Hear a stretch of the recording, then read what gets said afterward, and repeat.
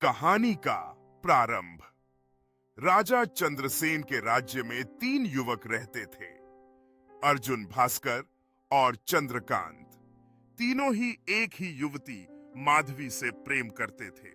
माधवी सुंदर, बुद्धिमान और गुणवान थी, लेकिन समस्या यह थी कि वह केवल एक से ही विवाह कर सकती थी।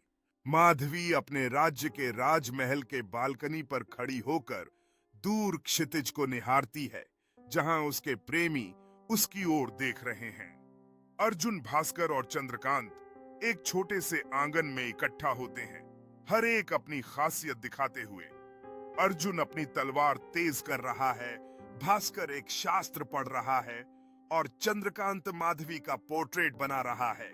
राजमहल के आंगन में एक जीवंत महोत्सव का आयोजन हो रहा है, जहां रंग बिरंगे सजावट और लोग खुशी से नाचते नजर आ रहे हैं, जो माधवी के भविष्य के निर्णय के लिए मंच तैयार कर रहा है। माधवी एक सिंहासन जैसे आसन पर बैठी हुई है। चारों ओर फूल और मोमबत्तियां सजी हैं, जबकि तीनों युवक अपने दिल से दिए गए उपहारों के साथ उसे प्रसन्न करने का प्रयास कर रहे हैं। एक दिन माधवी गंभीर रूप से बीमार पड़ गई और कुछ ही दिनों में उसकी मृत्यु हो गई। तीनों युवक उसके बिना जी नहीं पा रहे थे, लेकिन उन्होंने अलग-अलग तरह से अपनी भावनाएं व्यक्त की। अर्जुन, उसने माधवी की समाधि बना दी और हर दिन वहां जाकर उसकी पूजा करने लगा। भास्कर, उसने संन्यास ले लिया और पूरी दुनिया छोड़कर जंगल में चला गया। इस तरह हर एक युवक ने माधवी के प्रति अपने प्रेम को अलग अलग तरीके से जीने का निर्णय लिया। अर्जुन हर दिन माधवी की यादों में जीता रहा, उसकी छवि उसे हमेशा प्रेरित करती रही। भास्कर ने अपनी पहचान को पुनः खोजने और माधवी के प्रेम में संतोष पाने की कोशिश की। तीनों युवक अपने अपने तरीके से माधवी के प्रेम को जीने की कोशिश कर रहे थे। उनके दिलों में उसे खोने का दुहक था। उनकी प्रेम कहानी, जो जीवन और मृत्यु से परे थी, एक गहरी परीक्षा में बदल गई। चंद्रकांत, उसने माधवी के अवशेषों को लेकर एक तांत्रिक के पास गया और उसे पुनर्जीवित करने का उपाय खोजने लगा।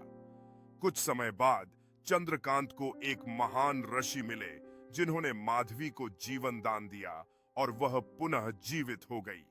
जब माधवी ने अपनी आंखें खोली तो वह आश्चर्यचकित होकर बैठ गई और चंद्रकांत ने विस्मय से उसे देखा।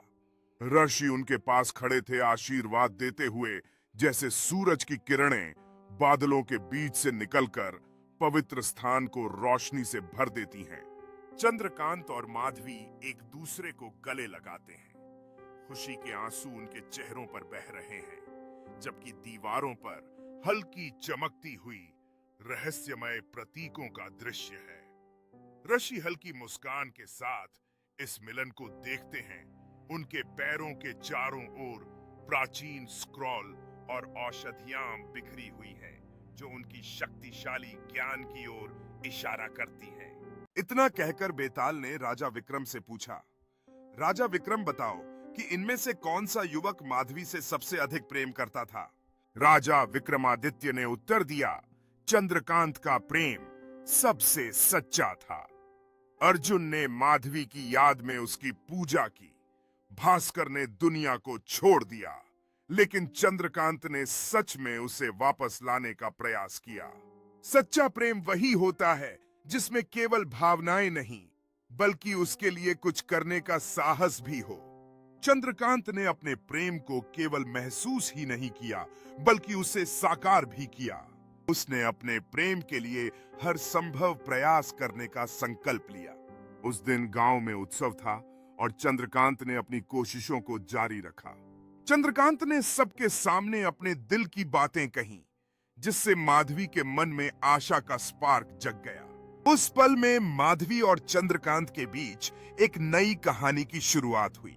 बेताल जोर से हंसा और बोला, तुमने सही उत्तर दे दिया, पर नियम के अनुसार मैं फिर से उड़कर पेड़ पर जा बैठूंगा।